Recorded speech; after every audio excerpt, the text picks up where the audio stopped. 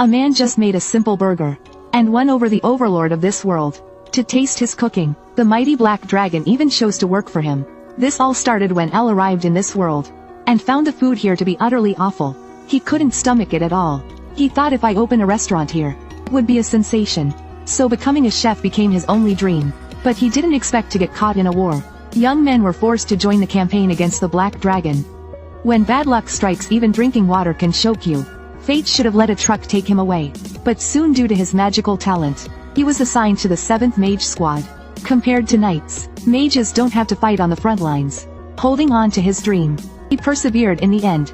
After 15 years he finally retired from the 7th Mage Squad. Drake Town became the place where he started a new life. He opened a restaurant with some friends from his squad.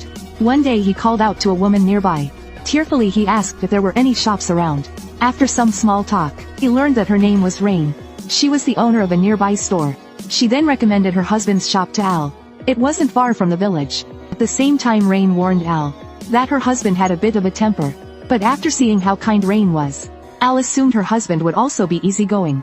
However, upon meeting him, Al was too stunned to speak. It turned out the shopkeeper thought Al was a rival merchant. The furious shopkeeper shouted, "You all buy meat at low prices, and sell it back at double the price before it spoils." Al was dumbfounded. "But I just got here," he said. At that moment, a frying pan landed squarely on the back of the shopkeeper's head. The previously aggressive shopkeeper instantly calmed down. He then asked Al if he was looking for Beren. Al confirmed he was. He was surprised that the temperamental shopkeeper was afraid of his gentle wife. Caught in the middle, Al thought, "I want to go home." Under his wife's frying pan, the shopkeeper could only obediently go fetch the meat. Rain apologized sincerely for the situation.